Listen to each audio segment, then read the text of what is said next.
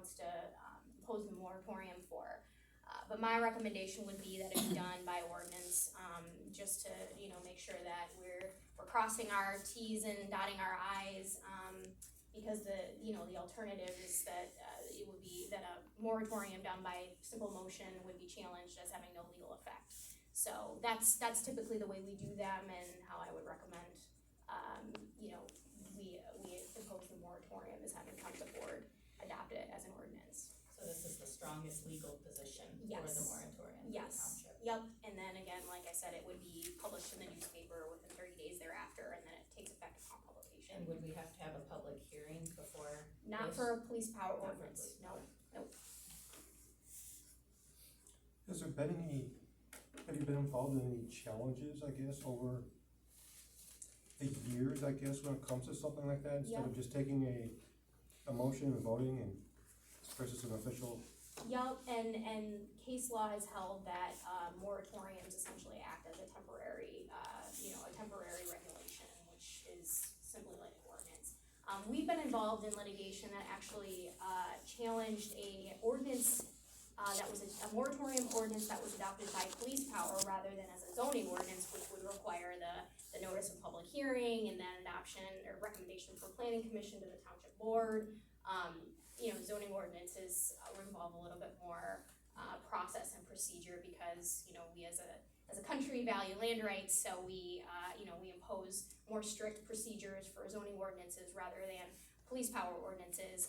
That case is not binding on, in state courts. It was an unpublished decision and it was a federal case, not in Michigan, so we are comfortable adopting them as police power ordinances, just because, we didn't agree with that judge's ruling, and again, like I said, it's not, a mandatory authority imposed on, state court, so I am comfortable doing it as a police power, ordinance, but I certainly would recommend it be done by ordinance rather than by a motion.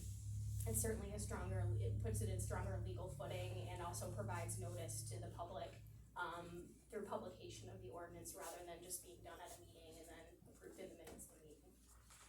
And technically, this would be our second 6 months, well, we had a 6 months originally, Sure. but it doesn't sound like it was legally correct. So I guess what's the longest you've seen, for moratoriums, and what's the, getting close to the line of crossing the line too Yep. long?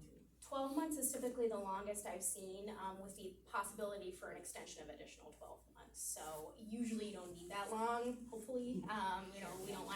We don't wanna take that time, but the language of the moratorium also, self-expires once we adopt the amendments to the wind ordinance. So, it either expires in 12 months subject to an additional 12-month extension, or by adoption of amendments to the wind ordinance, which accomplishes the goal and the purpose of the moratorium. So we would include language in the wind ordinance amendments that this moratorium is, expired or terminates upon adoption of the wind ordinance amendments. And would this be effective today? Because we've not been able to have any meetings for a good portion of these moratoriums, so Yep. would this be effective as of today, starting the clock? It would be effective, upon publication in the paper after adoption by the township board. So the township board has to adopt it, and then it gets published in the paper, and then it takes effect on that date. Okay.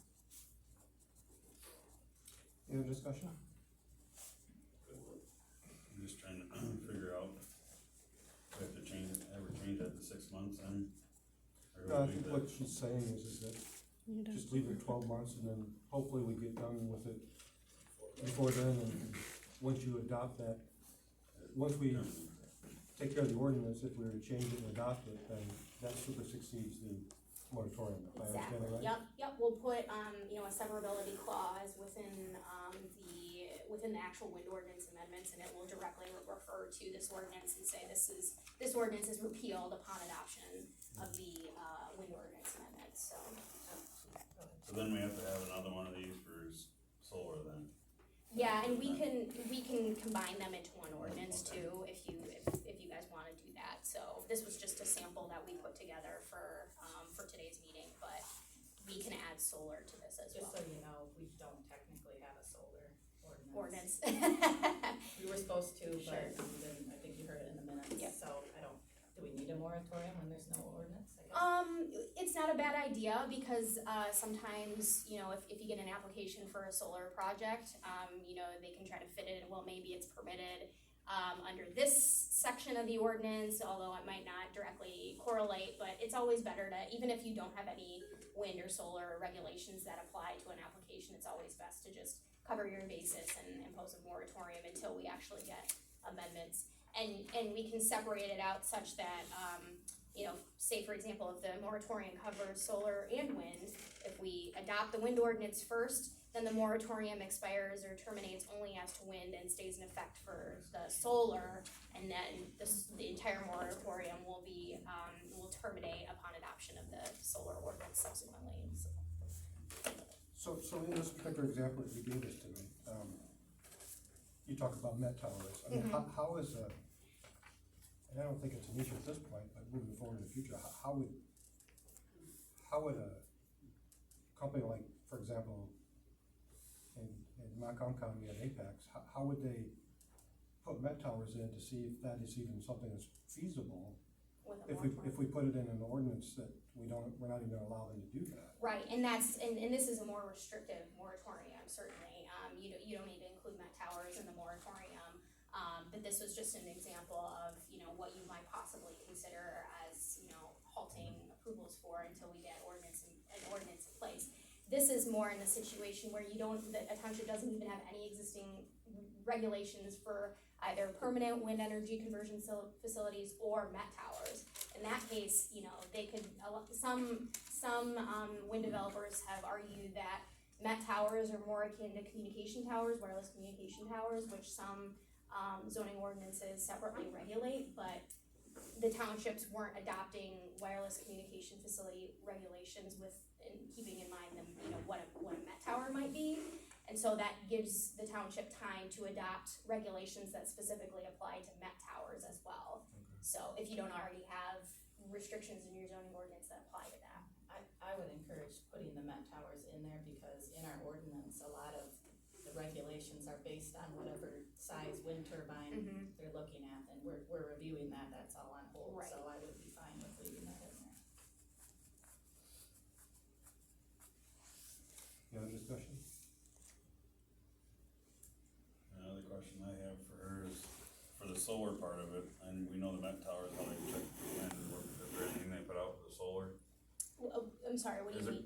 You know, like they put the Met tower out there to find out to measure the wind, is there anything to regulate for solar? Not that I'm aware of, not something similarly situated, just in, you know, solar is different in terms of obviously the technology it uses, and, you know, people tend to be more concerned about Met towers because of the height of them, whereas a solar panel is more, you know, lower to the ground, so, you know, a single solar panel might not have the same, you know, environmental or, you know, neighboring property impact as a Met tower might have, so, I'm not aware of anything like that, but, you know, again, that's something we could always add later on to the moratorium if it comes up or you get an application for something similar to that for the solar, on the solar side.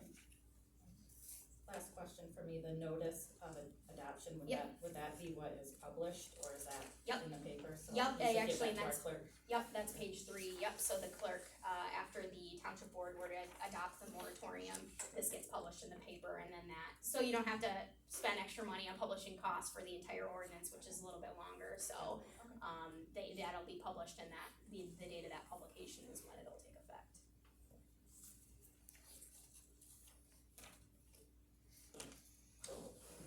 Any other discussion, Steve?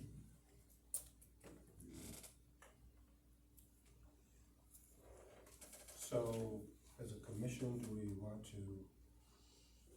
move on this, or do we want to wait and, include solar with this, or?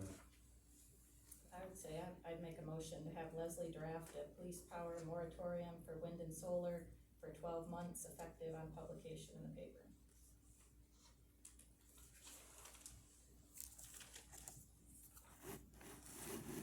Discussion? I think that would cover, like, we're kind of learning that what we've done in the past doesn't quite cover us. So this is basically continuing on with a more solid document, and I would second that motion. And Curtis got a second to say it one more time, any discussion on that then, any more discussion? All in favor? Aye. Opposed? So motion carried. So, we'll get that for you, David. Juan, did you support the motion? I second the motion. Yeah, so I'll add solar to this document, it's already 12 months, and then I'll make sure it gets to you guys before your next township board meeting. January 3rd is it? January 3rd, perfect, thanks. And David, if you can take that to the board and kind of explain to that process with them.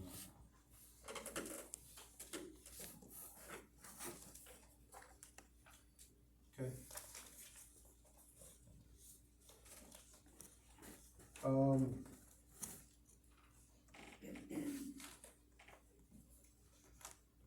Next is the special meeting request to Cato Township Board for 2022. David, one of the questions I had for you to take to the board at this meeting. When I, Update on, yeah, when I asked for it, we also would see how it went with the longer meeting and how, we did with Leslie. There wasn't a vote yes and a vote no, I was gonna see how this meeting went.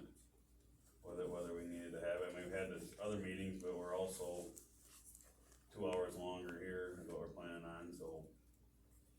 I guess my feeling is we'll see how the meeting goes today, how much progress we make, and whether we need it every month or every other is. okay, So we're for sure meeting, in January, according to our bylaws, cause that's when we would, elect officers, if I'm reading that correctly. that's the bylaws, yeah. But it also, bylaws talks about, I think in December, you agree on, dates for 2022, correct? Yep. So, I guess I'm gonna skip down to that then, as far as the 2022 meeting schedules and times. That's all right? Thoughts? I know the bylaws say that we need to have 6 meetings, I think. 4. 4? I thought it was 4. Maybe that's the township regulation. By law, you have to have quarterly meetings, planning commission has to meet at least quarterly. You can do monthly, you can do them every month, but as long as you have 4 here, you're fine. And I think it says in here, December, January required, correct?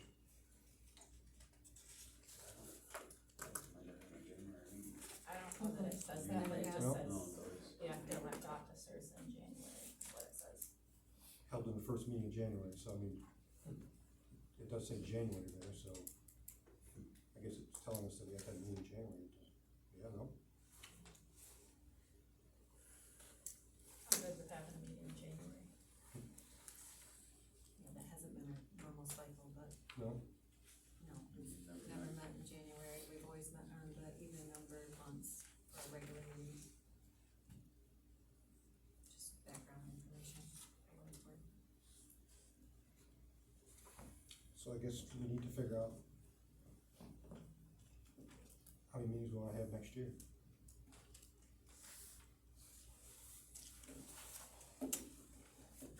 Discussion? I Look feel, at number 11.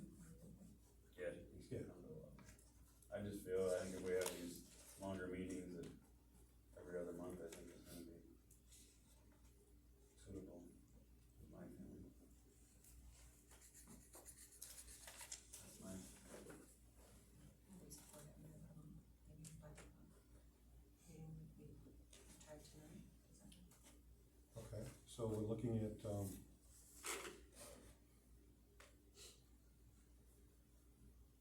we're looking at February then? Am I hearing you properly, Steve? that's my opinion, but I mean, Okay. that's anybody else for I think me and Brandy are a little new to the whole process as far as scheduling meetings. It's always just been set every other month, Even- starting February. Clearly, December is our regular meeting, October was our regular meeting. supposed to be our regular meeting, so that's just how the calendar has fallen, Just is all I'm continue through saying, the is year. that's Yeah. been historically the schedule, but. So February, April, June, August, October, and December, And then the second Wednesday. second Wednesday. Yeah, and if you need a middle meeting in there, you know, you can hold a special meeting, I guess you ask township board for approval of Yep. that. Typically, you don't need to ask township board to approve that, but we certainly could have a special meeting here and there if you need it. I think because they're paying us in addition, I see, okay, yep, we do. for the extra meetings, that's Mhm. understandable. But technically, we don't have to ask. Not by law, but, that may be the procedure here, just because, you are getting paid extra for the meetings, so Yes. I I can mean, they have understand a that, budget but, that they look at, and I think it's in respecting that, sure, I that's, think it's the right thing to do, what they've done in the past, so. So do we need to fix that in our bylaws, that we're not having January meetings to elect officers? I And think that it would should have to- maybe say the first meeting of the. yeah, that's typically how I would word that section, is that officers are elected on the first meeting each calendar year. The December one is fine, if you typically have your last meeting in December, but, yeah, I would just remove the in January. Or in January each year, first meeting of the year. Yeah, it's Article 5, Section 1 is what we're Correct. referring to there. Yep. Just so everyone knows. So just remove the in January in that sentence, so first meeting each year. And then if there's a year that we have a special meeting in January for whatever reason, it would It would be in obviously January. carry over and apply. Yeah, and if you wanna make that amendment, we just have to vote on it, and there's a process in the bylaws for amendments, so it's a super majority vote, we'll talk about that too when we talk about the other bylaw amendments. And would our meetings continue to start at 5 for at least the first, till we get through the bulk of Yeah, these I think so. bigger issues, I guess? I guess, in my opinion, yeah, I don't know, I'll speak for the rest of you. I think we can do that by a month basis, and then the notice goes out that, hey, the next meeting, because we resolve things, will be at the normal time at 7:00. And we're supposed to post, I think, for the year out there for when our meetings are for the whole year though. So I mean, we're gonna wanna, But we have revised those yes, things as well. which we can, but I think at this point, I guess, if we stick at 5 o'clock and then move forward with that, that's, Great. And I got the dates for next year, Bill. yeah, go ahead. February 9th, April 13th, June 8th, August 10th, October 12th, December 14th. So put them all on the Second Wednesday. Just wanna make sure I get it on my calendar too. Any other discussion there?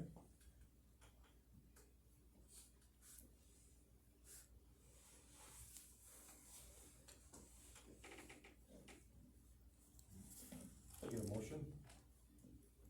Motion to schedule the Cato Township meeting for 2022. Motion supported by Kim. Any other further discussion? All in favor? Aye. Aye. Opposed? Motion carried. So, David, if you can let the board know that. And then, Kim, if you can post that and then also get that on the website. So everybody's informed with that, so.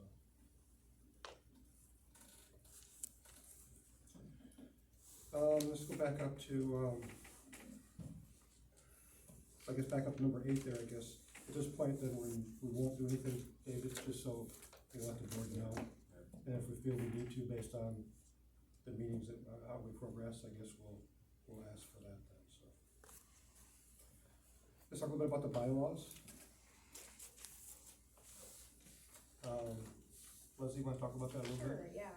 So, we were asked to provide some proposed amendments to the bylaws that define conflict of interest.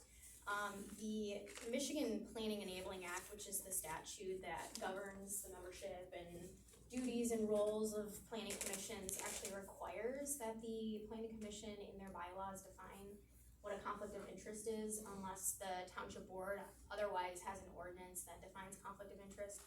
I assume that's not the case. that not that you're aware of, yeah, some townships and cities adopt ordinances that define conflict of interest for purposes of every body, the township board, zoning board of appeals, planning commission.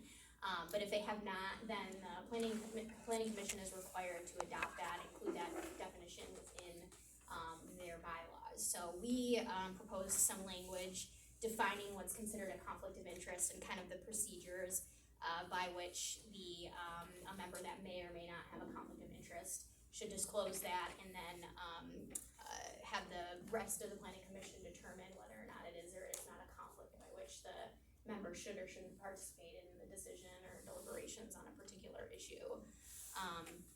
Again, this is the language that we use a lot in drafting, bylaws, proposed bylaws for conflicts, so, we just put it out there as a sample. You're obviously, entitled to modify it as the planning commission sees appropriate. The only, legal requirements when it comes to, conflict of interest is that it does require, if a planning commissioner has even a potential conflict, regardless of whether or not it's specifically defined as such in the bylaws, it has to be disclosed to the remainder of the planning commission, otherwise it's, could constitute malfeasance of office. So, even if a commissioner thinks they may have a conflict of interest, it should be disclosed to the remainder of the board, and the board can then determine whether or not it is or isn't by a vote, unless it's already, written as a conflict within the bylaws. So, like I said, we proposed some language, but that's something that I would recommend the board do is, consider amendments to the bylaws that would, define a conflict of interest. And you say board? Planning commission, yes. Which would be approved by the board. Which is It's a approved by just recommendation. the commission. Yep, the board does not have to approve your bylaws. The, planning commission, can amend its bylaws, under Article 10, by a 2/3 vote or supermajority vote of the commission. You don't need township board approval of the bylaw amendments.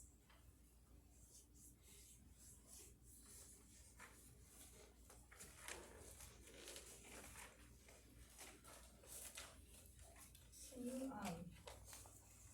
I guess, when you use the word matter and request, explain zoning application versus legislative text change? Right.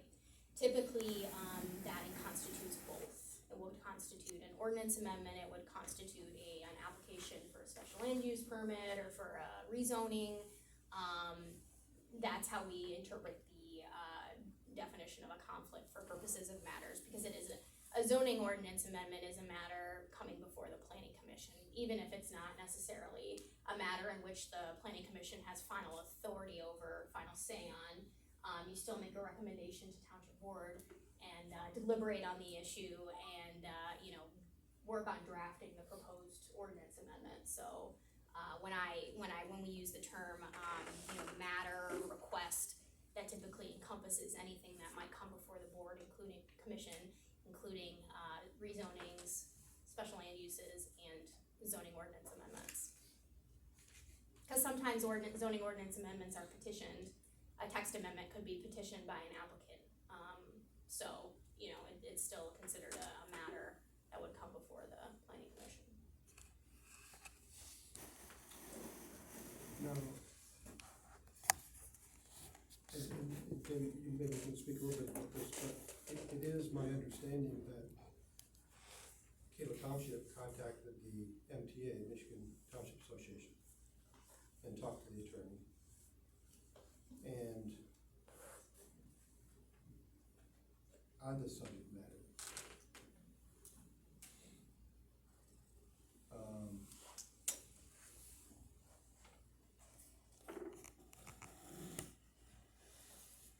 I'm not so sure that they agree with your thought process there. There are differing opinions from attorneys on what that means, and, particularly when it comes to zoning ordinance amendments, because, like I said before, planning commissions don't have final authority or say over the adoption of a zoning ordinance amendment. That is the position we as a law firm take, when we advise clients regarding conflicts of interest, because it's the most conservative approach. But again, like I said, like you know, have indicated, we are aware that there are other attorneys, firms, MTA that disagree with that, you know, analysis and interpretation. It isn't a bright line rule. It's just, like I said, the most conservative way of interpreting, the law as it relates to a conflict of interest. But at a minimum, I would say a member needs to disclose it, cause that's statutory. Even if it's not necessarily a bright line conflict of interest within the bylaws, any possible conflict of interest needs to be at a minimum disclosed to the remainder of the commission. Which I agree. So my understanding is that we are not a legislative authority, so we are not making the decision on this ordinance. The Correct. ordinance is ultimately determined by the Township. Cato Township Board. Correct.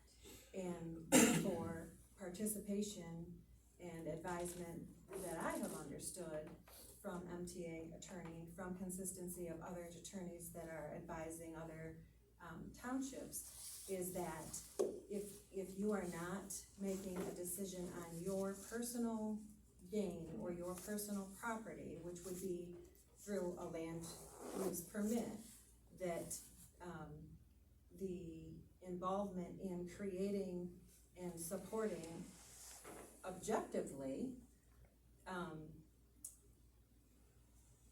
continue to participate in the group and help bring a full circle of not opinion, but information and research, and that it would not be. Yep, and like I said, I'm aware of that position on the issue.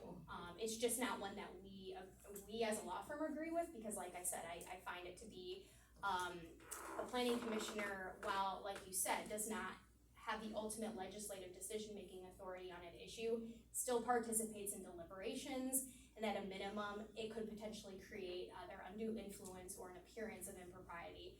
Again, this is just our legal opinion on the issue. The planning commission can make that decision whether or not something is or is not a conflict. That's just the approach that we've taken in the past, and I've found it to be the way that has the least risk associated with it when it comes from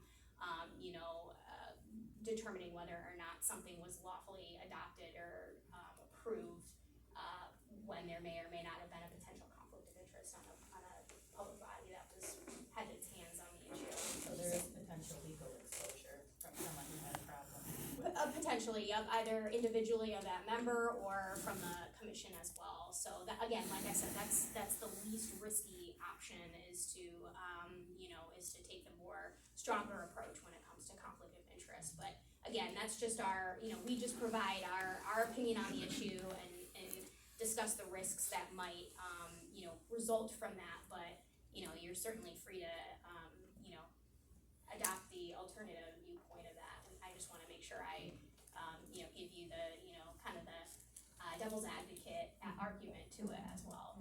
And I guess I'd be hesitant to give a blanket answer one way or the other, because I do have a memorandum that was sent to them by Bockham Sparks, who was one of the potential attorneys out of Portage, where they dealt with, advised the MTA on conflict of interest, and I don't think it's as quite as, the MTA says one way or the other. So, I guess I would just qualify that a little bit. I don't know what the communication was, Phil. You mentioned the board contacted the MTA, but this was addressed to Catherine Mulhut, or whatever the lady that came here. Yep, I think that's Yep, so, maybe the commission would like to take a look at that as well, taking into also account what our attorney, is, recommending as well. I would say, me personally, as a auditor, CPA, conservatism is of the utmost importance. It does not surprise me at all that conflict of interest is required for local governments, schools, even the littlest nonprofit. The IRS wants to see a conflict of interest definition, and it's something we certainly, as auditors, when we're out, whether you're for-profit, you're nonprofit, we wanna know, do any of your employees, do any of your management, do they have any ownership interest or any financial interest in a related party where there could, that could be a risk. So I will just, to my fellow commissioners, I do err on the side of conservatism always. I would like to kind of add this back to, aside of the legal aspects of it, if something may come future or whatever, I agree with Bill when he says at least the disclosure, so our people of Cato Township don't feel like we're trying to do something behind their back. And Because I think everybody what would does agree. that disclosure look like, or how is that presented? Done publicly at a meeting, it's just a member, you know, of the commission that may have a conflict of interest needs to disclose it to the rest of the board and to, you know, members, and it needs to be, identified in the meeting minutes as such. And then, you know, typically if the conflict is determined to be, directly, falling within the definition of the conflict of interest of the proposed bylaws, then, the appropriate remedy for that planning commissioner to recuse themselves from consideration of the matter. If it's not, and if it's kind of a gray area, which we see very often in conflicts of interest, then the planning commission can vote on the issue whether or not it is a conflict of interest. Obviously, the potentially conflicted member would not vote on that particular issue, but you know, then that gives the commission the ability to determine whether or not it is in fact a conflict, that they're either comfortable with, you know, that member participating in the discussion. I have a question for it. For as far as conflict of interest, I mean, from what the MTA is saying, I would have the most because I'm the board member, right? Is that how you understand? Because sitting on them here, I would, if I had conflict of interest, because I get to vote on the final say of this.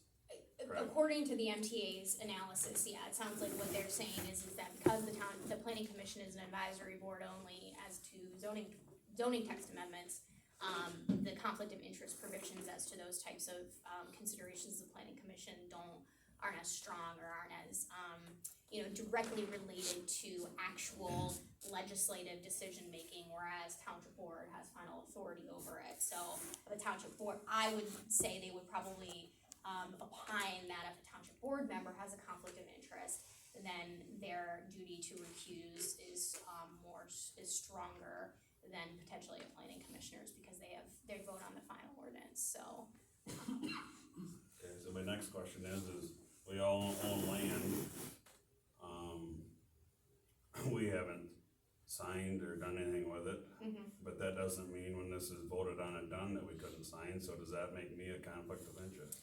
We typically, interpret that to mean that it has to be an actual conflict, which means you actually have to have like a lease signed. You know, potential for a conflict is not an actual conflict, right?